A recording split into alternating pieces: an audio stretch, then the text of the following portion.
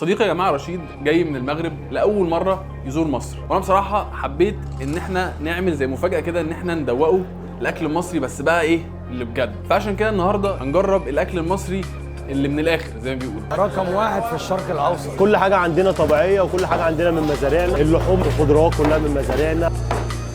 رقم واحد في مصر. أنا زكي رشيد من الدار البيضاء. في المغرب بتسمعوا عن الاكل المصري؟ نسمع الأكل المصري. ولكن كنت أعرف الفول والطعمية، هذا هو الأكل اللي كنت أعرف بس. والله العظيم لما جيت هنا حاجة فريدة والله العظيم، مركزين على الأكل 100%. احنا في المغرب ما عندناش هذا التركيز، بنركزوا شنو تطبخ في المنزل، بيكون طاجين مرق ولا بيكون سمك ولا حريرة، باش في الخارج نفس الاكل اللي في المطبخ بنلقاه في الخارج. عندكم في الخارج اشياء اخرى مختلفه خالص على الاشياء اللي في البيت، تقدر تكون مقاربه، ولكن في الخارج كاين اجتهاد. احنا عندنا العكس. الاجتهاد بيكون في المطبخ عند الام. هل انت جاهز؟ طيب نجرب الاكل، يلا بينا. ان شاء الله. مستعدين ان شاء الله. مستعد. تقريبا احنا ما عندناش اكل في المغرب والله العظيم. الملوخيه عندنا في المغرب مش هذه. انتوا عندكم ملوخيه برضو؟ انتم بتقولوا لها باميه؟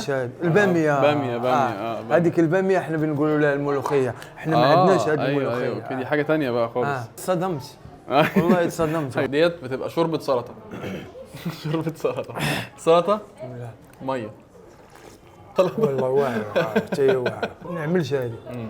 احنا نعمل سلطه والميه بتاع السلطه بنحاولوا نشربوها زعما تجي بحال هذه، ولكن هذه بقى التوب. واعر خطير فريد من نوعه. انا تقريبا اول مره اكل طعام. والله العظيم اقول لك حاجه، والله انا تقريبا عمري كله دوزته في المغرب ما شفت زي هذا المذاق. الكباب، جربت الكباب قبل كده؟ عشت وتربيت وكبرت في الدار البيضاء صح؟ ايه الحاجه اللي بتميزها؟ هي مش مدينه سياحيه، هي مدينه اقتصاديه. الناس في الدار البيضاء عمليين، ما تلقاش عندنا سياح كتار في الدار البيضاء. كله عنده مهنه، اللي ما عندوش مهنه بيدير تجاره. بالعكس المدن الاخرى تقريبا زي مراكش ولا اكادير ولا فاس بيعتمدوا على السياحه. شوف وهذا مش موجود في المغرب. تقريبا كفته؟ احنا كلينا كفته عند خالتي ايمان.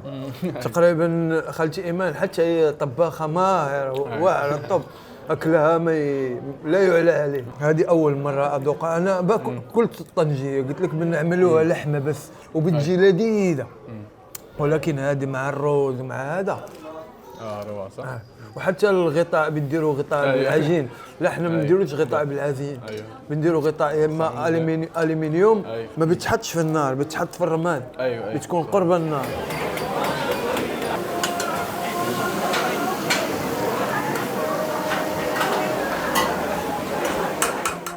ايه اكتر يعني الاكلات اللي في المغرب بتبقى من الاكلات المشهوره مثلا؟ السمك.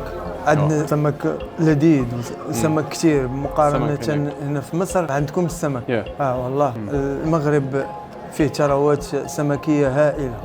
احنا بنصدر على اوروبا. فيه ثروات سمكيه. ان شاء الله لما نجي اخويا احمد حتشوف انواع السمك. الصول، الميرلون، التون، الكروفيت، لانغوس، الاخطبوط. هذاك الاخطبوط اللي بتشوف والله في اكل فريد من نوعه. لما يكون بيتها ريحته حتجرك، حتقول ايه ده. تقريبا بينسك في لحم وبينسك في اشياء كثيره. احنا في رمضان الاكثريه بناكلوا سمك. في رمضان لما نفطروا على السمك. بتكون وجبه غذائيه متكامله بتخليك تقدر تقاوم اليوم، صوم اليوم كامل. ما شاء الله. وبنقول لو كان عندكم سمك هنا في مصر كنتوا حتبرعوا فيه اكثر مننا في المغرب.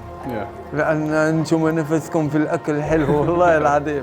بشوف احنا الكبده مثلا، الكبده بنشويها وبنعملها لاصوص وكذا، ولكن لما جيت كليت عندكم الكبده عالم اخر، مود واحد اخر. تقريبا احنا ما بنعرفش نطهي الكبده. بصوا يا جماعه، يعني شغل فاخر من الاخر. يعني لو عجبكم الفيديو يا جماعه، عايزين مثلا رشيد يجرب اماكن تانية، رد فعله على اكل تاني او حاجات تانية، اكتبوا لنا تحت وان شاء الله نبقى نعملها. بس وانا ان شاء الله باجي لك كازابلانكا نبقى نجرب بقى الاكل المغربي بقى. حنمشيو لاكادير وحديه مسقط راس الاب والام ديالي مدينه الصويره، مدينه اثريه ومدينه مضيافه ومدينه جميله فيها ارجال وفيها الماعز وفيها اشياء حيحبها ان شاء الله. درت هنا في القاهره ودرت في تقريبا اكثر من مكان، شفت الناس تقريبا شهيتهم مفتوحه الله يعطيهم الصحه بصحتهم.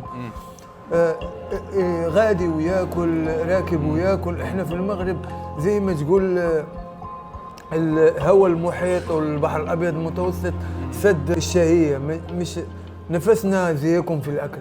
انتم تبارك الله شهيتكم مفتوحه اكثر منا.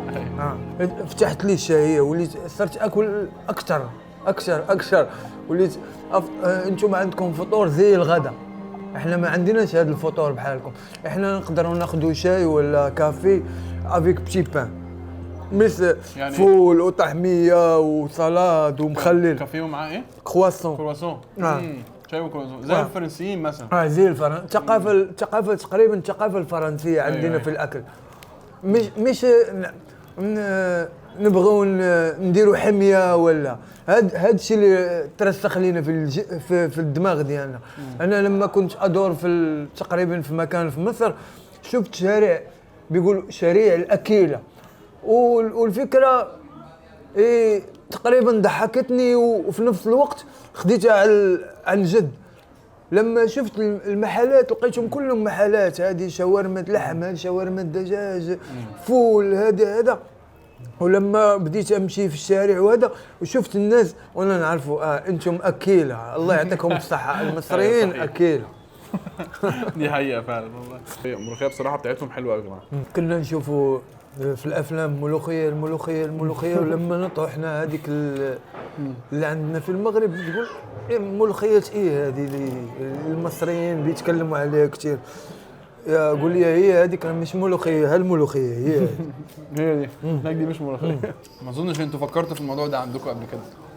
تيجي تخزن الميه وتحطها يعني. انا اول مره اجرب هذا، والمغرب منفتحين على الاكل الاوروبي اكثر من الشرقي. اكثر من الشرقي. هذاك الشيء علاش بوظنا، خسرنا لوغو المذاق بتاعنا. انتم شادين في المذاق بتاعكم. حتى هذا الجيل هذا اللي طالع ما يعرفش الاكلات المغربيه، تحس به كله مستورد، مش حاجه مغربيه، حاجه بلدي كما تقولوا انتم. كما زي هذا الروز وزي. الحمد لله الاكل كان تحفه خطير. فريد من نوع والله. شي حاجه بجد ولا بتقول مارك كده؟ دي بوز والله العظيم، والله العظيم اقسم بالله العلي العظيم. اكلت اكل عمرني ما اكلته في المغرب. بنحب بعد المشويات يبقى ليمون نعناع. ده بقى كده فريش، فجربوا بقى وقول لي رايك. حاجه نور العيون. نور المخ. انت اصلا بتحب الليمون، بتشرب الليمون عامه في المغرب؟ اشربه. بتعملوه ده برضو موجود في المغرب صح؟ لا هو عندنا، ولكن احنا ما بنديروش مع النعناع، بنديروه مع الخيار. ليمون مع خيار. عصير.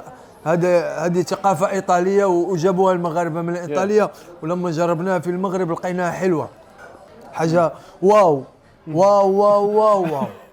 الف هلا. نحب نشكر يا جماعه صبحي كابر على الاستضافه الجميله جدا. لو فيديو عجبكم وحبيتوا تشوفوا مثلا حاجات زي كده كتير، تقولوا لي تحت في الكومنتات، ننزل لكم ونعمل لكم احلى فيديوهات ان شاء الله. اشوفكم ان شاء الله في الفيديو الجاي. السلام عليكم.